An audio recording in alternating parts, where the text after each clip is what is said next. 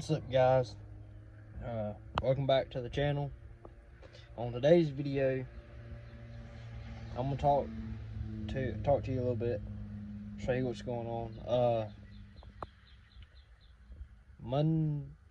Monday night. I do believe it was Monday or Tuesday. I can't really remember, but it's beginning this week. It was about it's about 8:30, somewhere around there. And I decided to go to the store. Well, as I go up the road, my 4-wheel drive right here, obviously y'all can see, starts flashing. The lights going out there, lights flashing. So I just ignore. I look on the dash, it says 4 high. All I done was look at it, didn't even touch it. It says 4 high. And then it goes out, and then the lights over start flashing again. So I take my hand and I bump it. You know, maybe it's a bad connection. Well, when I do that, it locks itself in 4 high, right? Well, I pull into the store, I shut the truck off. Wait a second, start it back up before 4 high light's gone. Then it comes back on. So I reach over, trying to put it back in 2 high. I flip it to 4 low and go back. Well, it don't come out of 4 low. It's stuck in 4 low. I'm like, you know, it's just a lot. Just a lot messing with me. It's just, you know, bad connection. The light's going to flicker. So I pull out of the store and I get in a little bit to see if it'll actually stuck in 4 low. It is. It's stuck in 4 low. So I pull into my local AutoZone and I call my buddy. We work on it. Unplug wires, unplug fuses, traced wires, unplug the switch, everything we possibly could do and have been told by other people that's had this similar problem to do. Nothing worked. Put it in reverse, backed up like almost 200-300 feet, then put it in neutral, held my foot on the brake, switched to 2 high, 2-wheel drive. Didn't work. Here it is, it's already 10:30, 11 o'clock when this is going on. And I gotta work the next day. So I told my buddy, I was like, dude, just forget it. I'll ease it home, take it slow. Get home, maybe I unplug the batteries or something, or let it sit overnight, and it'll throw itself out. So I get not even 2 minutes from my house, and the son of a bitch starts knocking. Now, it's not a knock like a rod, but it did sound like a rod. I will post a video in a few seconds, or in a minute or so. It starts knocking, and me thinking, you know, most 4-wheel drives, if you drive down the road in 4-wheel drive, it's bad to like throw a dry shaft or cause the dry shaft to come loose and vibrate. So I thought it was the front dry shaft come undone and it's hitting the bottom of the cab and just tank, rattle. So I pull my driveway and I put it in park. It's still tank. So me and my buddy, we cut the truck off. We look, don't see no rod through the block. It's not pissing oil on the ground. I said, fuck it, start it back up. We pulled the charge pipe off from the intercooler to the motor, right? Pulled that off, start it back up, and here you can still hear tank. Come to find out, it's shooting air back through the intake, which could mean I either got a push rod popped out of place,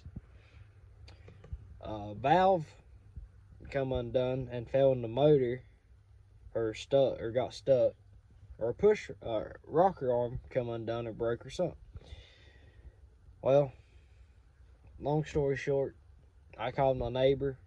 I talked to him for about 2 minutes. He said, pull your valve covers, check your valve cover, or check your rocker arms, all that, see if one of them's loose, or if one worked its way loose.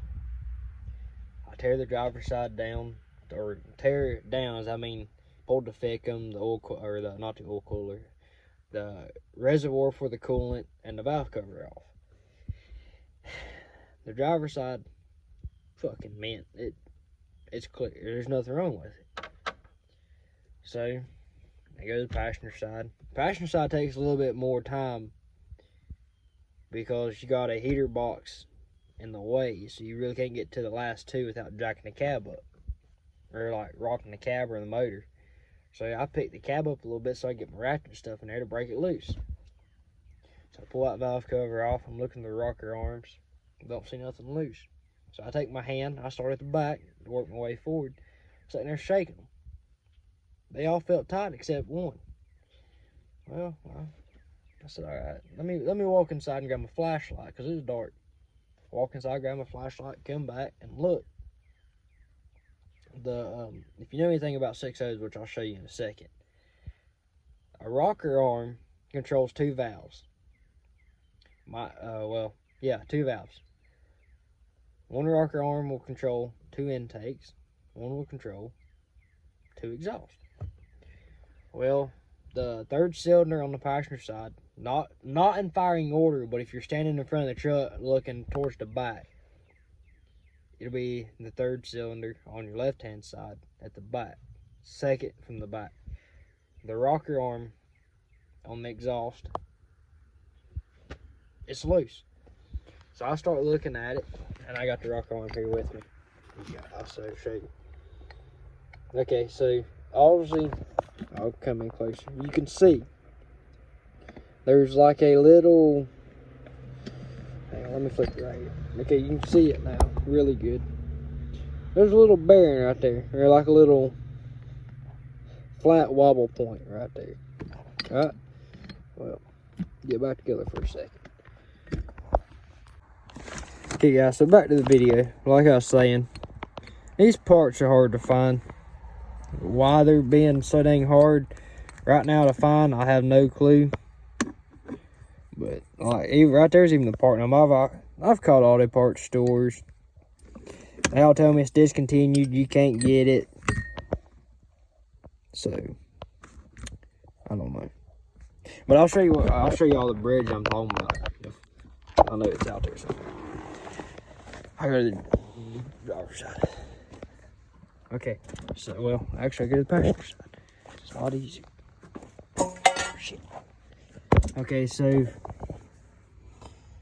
pull this off here. Oh, you stupid bitch. Okay, so this is a bridge. This is what the rocker arm's sitting on. So when it pushes, so when the push rod pushes on the rocker arm, and the rocker arm pushes on this, which opens two valves at the same time. Does not mean, shit, I forget how this works. I know it pushes, oh yeah, there's two intakes per cylinder, two exhausts per cylinder. So, you know, you get the concept. Okay, stay on there, please. So, right here's the one that it popped off of. But you have to remove your nut on your stud. Okay, you have to remove your nut to remove, and two 10mm bolts to remove this. I've already pulled my push rod out for this side. I pulled the push rod out on this side. So this side's ready to go. All I gotta do is get that rocker arm, which I'm getting ready to go and get now. Put that assembly back together and I should be fucking mint. Oh yeah, by the way, for all you that's gonna ask, no, my nail is not painted. I did not paint my nail. I slammed it in the work truck and walked away. When I did, I pulled it. And then I got my finger out and re-slammed it again. So my nail turned black from all the blood and crap under it. So yeah, but thanks for watching. Stay tuned with the truck, the Ranger. The video be coming on it this weekend because I'll be working on it. I gotta put the intake and crap back together and put the motor back in time. this should be back. But Saturday, I am taking this truck to have it quoted for a trade-in. I am thinking about selling it or trading it for a new truck. Don't know what. I'm hoping to get a 6.7 Power Stroke, but I may just settle for some other diesel like Chevy, Dodge, or another 6.0, but a newer 6.0 or a 7.3. I don't know yet. Still debating. Depends on what the quote comes out for this. But if any way, shape, or form, I hope to have a 6.7. But if that don't go through, I will keep the truck and I'll probably just buy a 12 valve or a 6.6 Duramax LB7 or LLY. I don't know yet, or LBZ, one of those. But yeah, stay tuned.